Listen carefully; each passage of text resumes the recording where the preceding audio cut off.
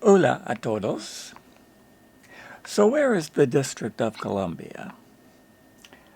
Nobody knows, it seems, except the residents who live there and in the suburbs of what's known as the DMV, which stands for the District, Maryland, and Virginia.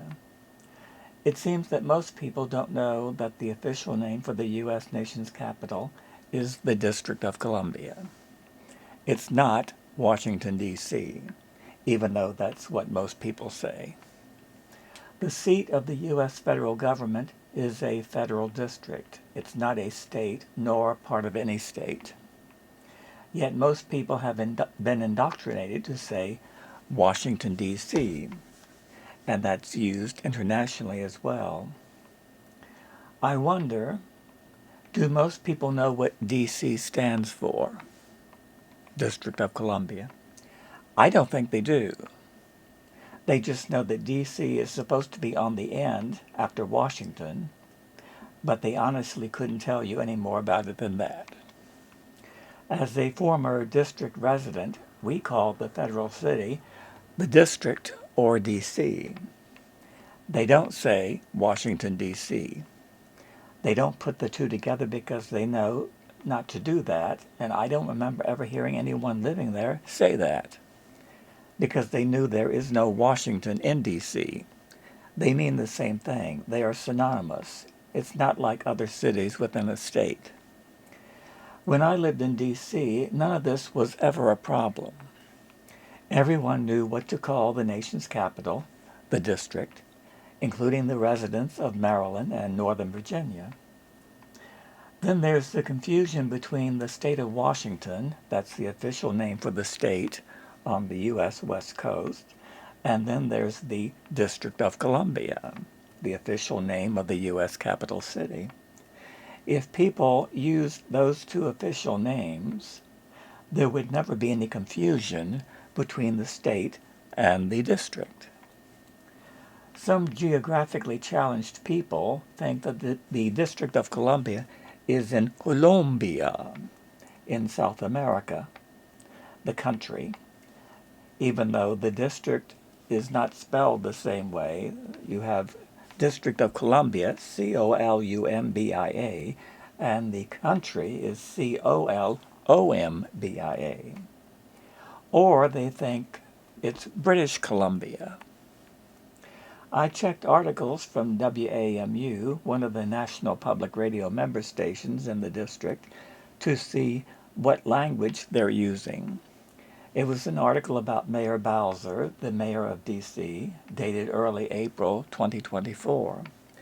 Their articles use D.C. or the district. Washington, D.C. was not used in the articles at all, because they know better. Of course, the illiterate redneck hicks in the U.S. Congress usually say, Washington, D.C. Washington, D.C.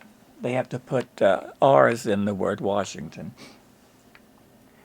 One of the political commentators on YouTube who works at George Washington University in D.C., near where I used to live in Foggy Bottom, near the Kennedy Center and Watergate, says that his videos are intended to educate.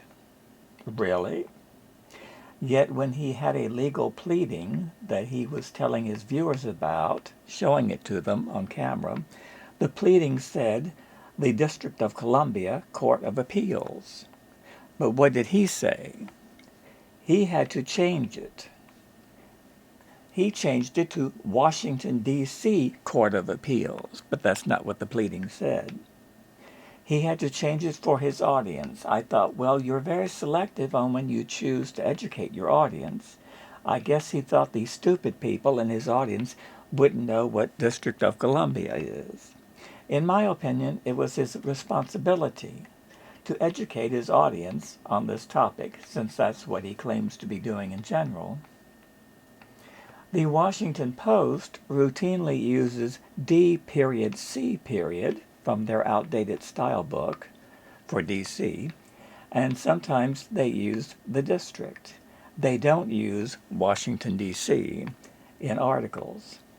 For decades now, the United States Postal Service has said no period should be used for the two letters for states and territories. Some people still haven't gotten that down. They're still using periods. I don't know why the Washington Post think people will know what D period C period means when people don't know what District of Columbia is. The Washington Post does have a page titled The District, which covers district news. At a Black Lives Matter demonstration in D.C., I saw a guy wearing a t-shirt which said The District, so I assume this is one of his pet peeves as well. But I live under no illusions that anything will change in this regard. Gracias for your company and for watching the video. I appreciate it.